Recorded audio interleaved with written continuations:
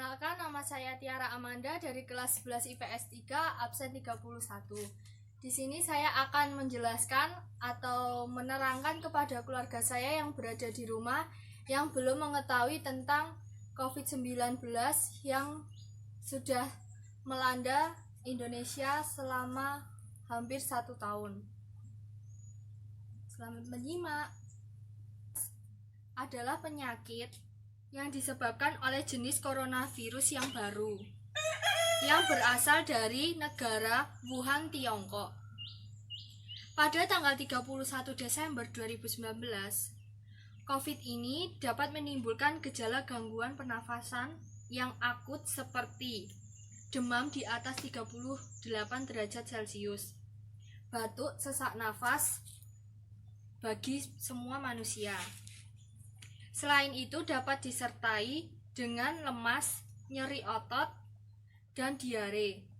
Pada penderita COVID-19 ini, yang berat dapat menimbulkan pneumonia, sindroma pernafasan akut, gagal ginjal, bahkan sampai kematian.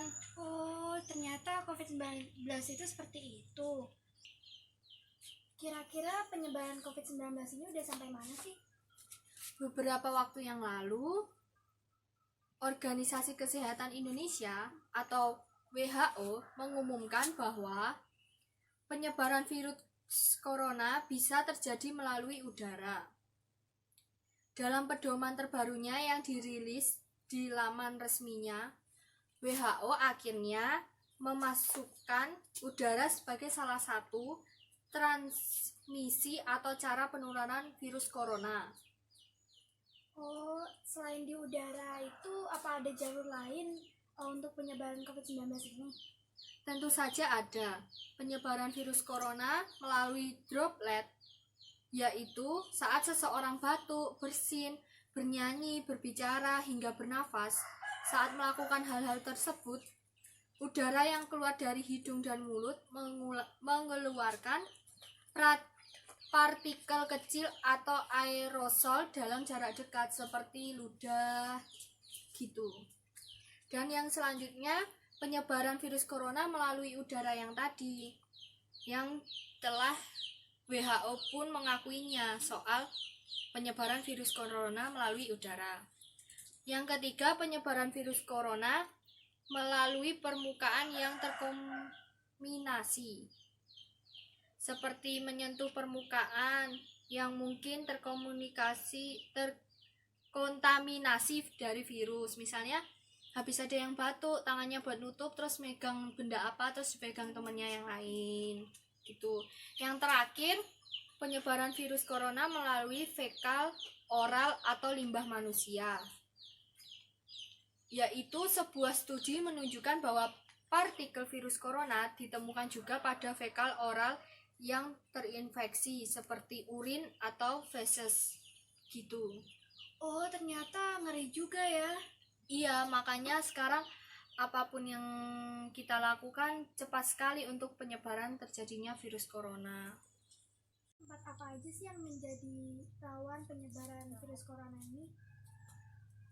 Tempat yang menjadi rawan penyebaran virus corona itu seperti tempat yang ramai, tempat yang sempit. Kalau sempit kan jadinya semua pada berumpel-umpelan, berkumpul. Terus ruang yang terbatas atau tertutup, seperti kalau misalnya di dalam rumah kalau ada AC, pasti jendela itu jarang dibuka. Itu tuh termasuk untuk penyebaran COVID yang secara cepat. Contohnya seperti tempat restoran, klub malam, tempat ibadah, tempat bekerja atau kantor, tempat latihan paduan suara, kelas kebugaran. Itu yang kalau sering tempatnya nggak kena sinar matahari, pasti itu selalu bisa menjadi sarang atau tempat cepatnya penyebaran virus corona. Oh iya, ini ada pesan dari WHO untuk masyarakat. Wah, pesannya apa nih?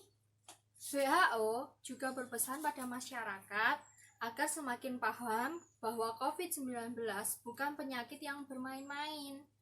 COVID-19 bisa berakibatkan fatal bila tidak dicegah. Jangan panik dan terus ikuti saran yang diberikan terkait pencegahan virus corona. Tetap mengikuti protokol kesehatan. Wah, makasih banget pesannya. Pasti bermanfaat banget buat menghindari pencegahan virus corona ini. Lalu apa sih yang udah dilakukan pemerintah untuk menanggulangi penyebaran virus corona ini? Pada saat ini pemerintah sudah melakukan dan melaksanakan maupun mengingatkan masyarakat untuk tetap mengikuti protokol kesehatan. Jika ingin pandemi COVID-19 lekas berakhir, Bapak Dewindra mengutarakan masyarakat jelas sangat punya andil dalam pengadilan wabah. Menurut dia, masyarakat bisa melakukan upaya pengendalian COVID sesuai dengan tugasnya masing-masing. Jadi, peran masyarakat sungguh berarti bagi orang lain. Oh, berarti benar ya, pemerintah sudah melakukan yang terbaik untuk pencegahan virus corona ini.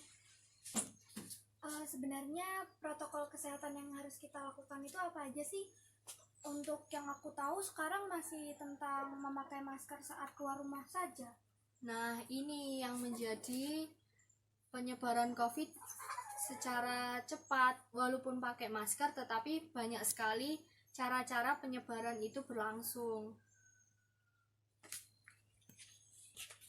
Memakai masker juga salah satu protokol kesehatan yang dianjurkan. Harus memakai masker ketika bertemu orang, maupun itu sekeluarga ataupun tidak, tetap harus memakai masker. Jika misalnya sekeluarga, jika ada yang sakit, memakai masker. Jika keluar rumah juga memakai masker. Lanjut, ada juga kalau tidak berkepentingan untuk berkeluar rumah atau ke restoran atau main kemanapun, ke tempat yang ramai seperti mall dan pasar, jika sangat-sangat tidak penting, dianjurkan tidak ke pasar atau ke tempat-tempat umum. Dan jika nanti kepepetnya atau terpaksanya harus ke pasar, harus ingat selalu menjaga jarak 1-2 meter jika berada sampingan atau berlawanan arah. Dan juga rajin mencuci tangan, memakai hand sanitizer seperti untuk menghindari setelah memegang barang-barang yang telah dipegang orang lain. Mengupayakan daya tahan tubuh ini sangat penting sekali. Setiap hari, misalnya sehari sekali minum vitamin untuk menambah imun dan menambah kekuatan agar imunnya kuat dalam nanti berkeluaran atau bertemu orang.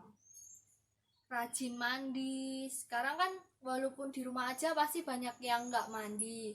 Makanya sekarang dianjurkan untuk rajin mandi, rajin bersih-bersih untuk terhindarnya virus corona. Wah, pemberitahuan ini sangat bermanfaat sekali untuk pencegahan virus corona. Aku sih bakalan melakukan semua protokol itu. Oh iya, upaya yang dilakukan pemerintah untuk menghadapi COVID ini juga sesuai perkembangannya loh. Ada juga pemerintah sedang menjaga pertumbuhan ekonomi, antisipasi pandemi. Kan sekarang banyak sekali yang menjadi pengangguran, yang kena PHK karena dampak COVID. Maka dari itu pemerintah juga tidak hanya menganjurkan protokol, tetapi juga menjaga pertumbuhan ekonomi.